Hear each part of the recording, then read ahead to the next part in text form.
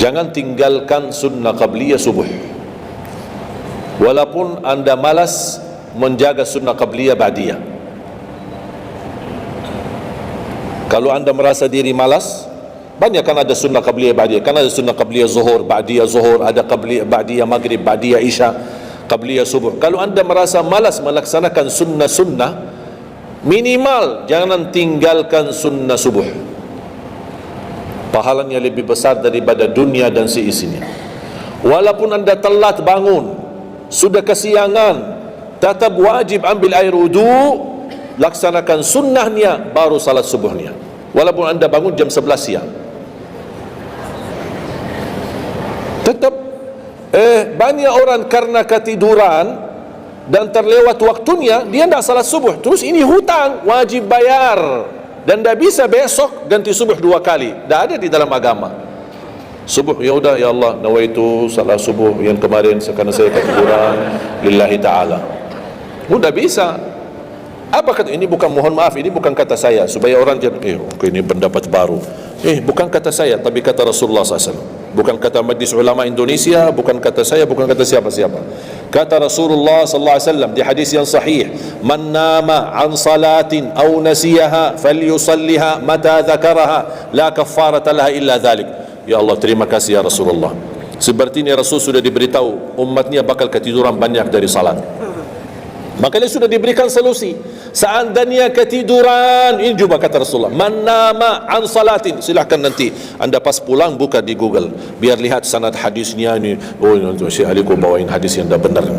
Silahkan. Tahu, kenal tak Syekh Google? Syekh Google kenal? InsyaAllah semua ilmu dia tahu. Tinggal masukin aja, barang siapa yang ketiduran dari salat, hadis, terus klik, dia keluar. Semua dasarnya apa dijelaskan. Semua, mau bahasa Arab ada, mau bahasa Indonesia ada, mau bahasa Inggris pun ada. Syekh Google hebat. Man nama an salatin aw nasiyaha falyusalliha mata dzakaraha la kafarata lahu illa dzalik. Barang siapa yang ketiduran, coba ketiduran, tidur menurut ulama dianggap uzur. Karena istri saya ketika saya keluar kota, dia hubungi dan dia bangun kesiangan, kira-kira jam 8. Dia telepon dan nangis. Kenapa nangis? Sakit? Enggak, ketiduran tadi subuh. Ya udah, ambil air wudu, salat subuh. Rasulullah aja pernah ketiduran dari salat subuh. Yang tidak boleh, jangan terlalu sering. Kalau sekali-kali karena sakit, terlalu lelah, capek, Allah maklumlah kita manusia lemah. Tapi jangan setiap hari ketiduran. Ya Allah, maaf ketiduran ya. Kira-kira di jam kantor, kalau setiap hari kita telat, alasannya ya maaf bos ketiduran. Besok lagi alasan yang sama, maaf ketiduran. Besok lagi alasan yang sama. Kira-kira gimana? Dipecat enggak? Dipecat. Malu kita sama manusia aja tidak berani kita dengan alasan yang sama, kita selalu itu aja. Masa sama Allah kita berani? Sekali-kali boleh uzur, capek, sakit, sekali-kali, tapi jangan terlalu sering. Ketika kita bangun jam berapapun wajib laksanakan, karena kata Rasulullah tidak ada kafarah yang lain. Tidak ada kata ganti dengan uang atau ganti dengan sedekah atau ganti dengan, tidak bisa. Tunaikan. Falyusalliha, kata Rasulullah, falyusalliha, segerakan salat itu jam berapapun, walaupun kesiangan. Jelas? Sering ya ketiduran ya? Saya juga berapa kali ketiduran. Bukan berarti saya tidak pernah ketiduran, berapa kali. Bisa ada orang habis tahajud, terlalu lelah, capek, dia mau hanya istirahat saja di atas sajadahnya. Pas bangun sudah jam 7. Padahal Masya Allah tahajud, semangatnya tahajud tapi ketiduran salat subuh. Makanya ini harus disesuaikan kemampuan. Anda merasa diri kalau salat tahajud 8 rakaat, bangun jam 2, ya Allah kuat, tidak kuat ini. Kembali kepada kemampuan. Tahajud tidak harus 8 rakaat. Tahajud tidak harus 20. 2 rakaat tutup witir sudah tahajud. Perhatikan keutamaannya. Perhatikan keutamaan 2 rakaat sebelum subuh. Ini saking pentingnya, Rasulullah tidak pernah meninggalkannya selama hidupnya. Saking pentingnya, ya. Dan ada 2 salat yang hampir tidak pernah ditinggalkan oleh Nabi. Hampir tidak pernah ditinggalkan oleh Nabi. Bahkan dalam perjalanan pun masih dikerjakan. Yaitu 2 rakaat sebelum subuh dengan salat witir. Ya. Itu seringkali dikerjakan. Perhatikan, kata Rasulullah, rak'atal fajri, 2 rakaat salat yang ditunaikan sebelum subuh itu khairum minad dunya wa ma fiha. 2 rakaat fajar atau 2 rakaat sebelum subuh itu, qabliyah subuh,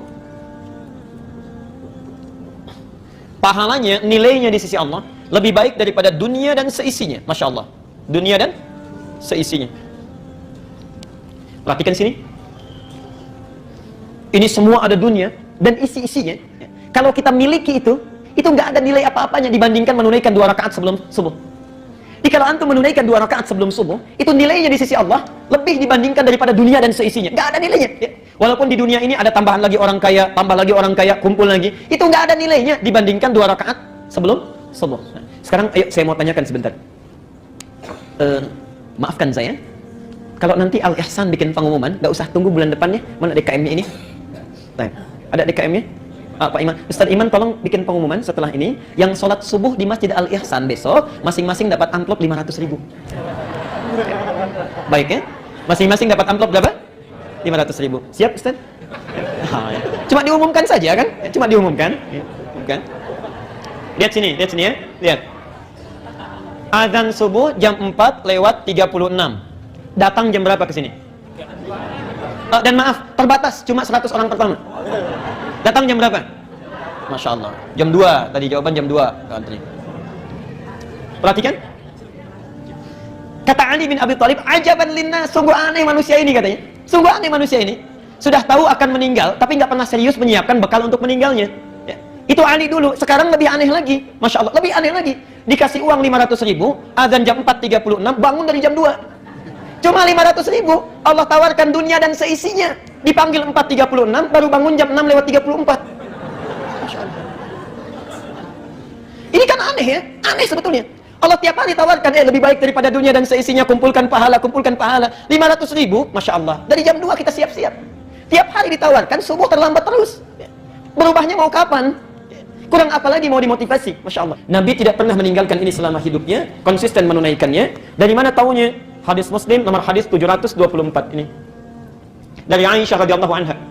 Qalat, lam yakunin Nabi sallallahu alaihi wasallam minan nawafili asyaddu ta'ahudan ala rak'atail fajr. Ya. Tidak pernah Rasulullah sallallahu alaihi wasallam memperhatikan, menjaga dengan kuat di antara salat-salat sunnahnya dibandingkan dengan perhatian beliau terhadap 2 rakaat sebelum fajar. Ya. Jelas di sini? Apakah sama salat fajar dengan salat qabliyah subuh? Jawabannya bisa dilihat dalam Sahih Muslim.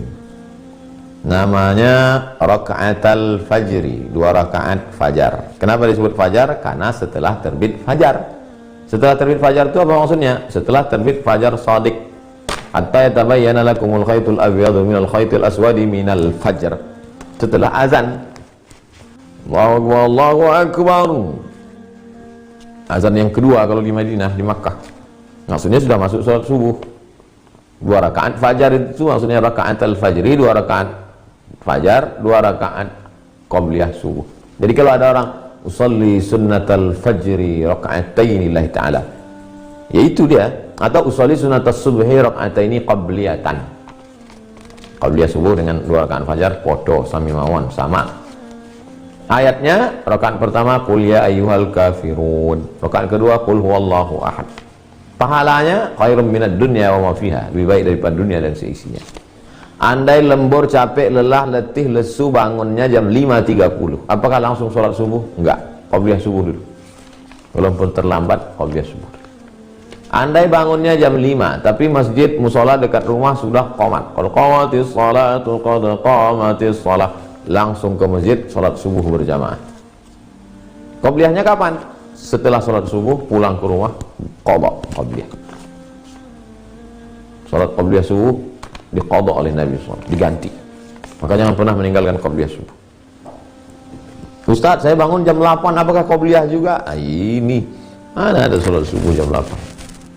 Tapi kenapa namanya qobliyah, jangan sampai tinggal. Wallahu a'lam bishawab. Kita lebih bangga terhadap nikmat dunia yang kita miliki. Kita lebih suka dengan rumah yang kita tinggalin, mobil yang kita kendarain, daripada kita bisa melangkahkan kaki ke rumah Allah. Daripada kita bisa bangun sebelum subuh, kemudian bisa sholat dan beristighfar kepada Allah. Jamaah, Rasulullah sallallahu alaihi wasallam bersabda, "Raka'atul fajri khairun minad dunya wa ma fiha." 2 rakaat sebelum subuh itu lebih baik daripada rumah yang kau miliki, lebih baik daripada mobil yang kau kendarain, lebih baik daripada usaha yang sedang kau kelola, lebih baik dari dunia dan isinya. 2 rakaat sebelum subuh. Tapi terkadang kita kehilangan 2 rakaat, nggak ada masalah. Kemudian tata cara pengerjaan sholat sunnatul fajr ini sekali lagi dikerjakan antara azan dan iqamah subuh, dan disunnahkan membaca di rakaat pertama setelah Al-Fatihah adalah Qul ya ayyuhal kafirun atau surah Al-Kafirun, dan di rakaat kedua membaca Al-Fatihah dengan Al-Ikhlas. Ini juga disunnahkan Anda baca di 2 rakaat tahiyat masjid. Disunnahkan juga Anda membaca 2 surah ini, Al-Kafirun dan Al-Ikhlas, dipartnerkan di belakang makam Ibrahim. Disunnahkan juga dibaca salat ba'diyah, ya, maghrib, disunnahkan membaca 2 surah ini. Kemudian dikatakan sesuai dengan dalil yang dikatakan oleh Aisyah radhiyallahu anha dalam riwayat Imam Muslim, karena Rasulullah SAW yaqra fi raka'atil fajr Qul ya ayyuhal kafirun wa Qul huwallahu ahad wa kana yusirru bihima.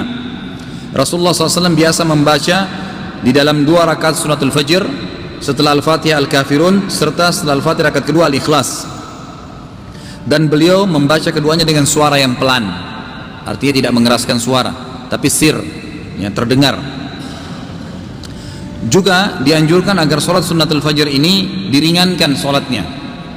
Tapi kalau saya lihat sih sholat kita di Indonesia ini sudah super ringan, ya, luar biasa sholatnya. Allah ber selesai, gitu kan. Tadi saya baru sholat duhur di masjid. Sebelum sholat saya kebetulan tidak ada muadzinnya, saya azan.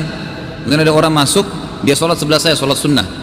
Mungkin saya belum selesai baca Al-Fatihah, dia sudah rakaat kedua barangkali. Cepat sekali gitu. Saya sampai terganggu di sebelah saya pas sholat. Allah ini baca apa ini? Gitu.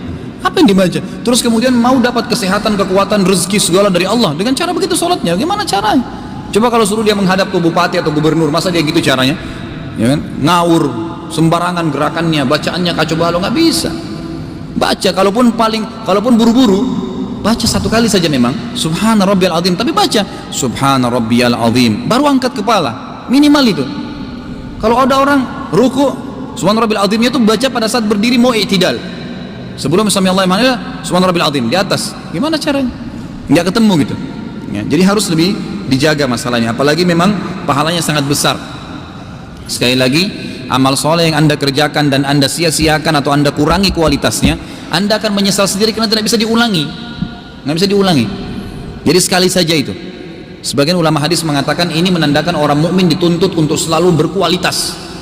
Karena pada saat dia lagi puasa, dia puasa betul-betul, dia puasa, dia jaga diri dari segala hal supaya maksimal pahalanya. Pada saat dia lagi sholat maksimal, dia lagi mengaji maksimal, dia lagi zikir maksimal, semua maksimal, gitu kan? Dia kerjakan. Sebagaimana sabda Nabi SAW dalam hadis sahih riwayat Abu Daud, Inna Allah yuhibbu min abdin idza amila amalan an yutqinahu. Allah cinta seorang hamba yang kalau dia buat satu perbuatan, dia menguasainya, dia profesional, maksimal dalam mengerjakan apa yang sedang dia kerjakan.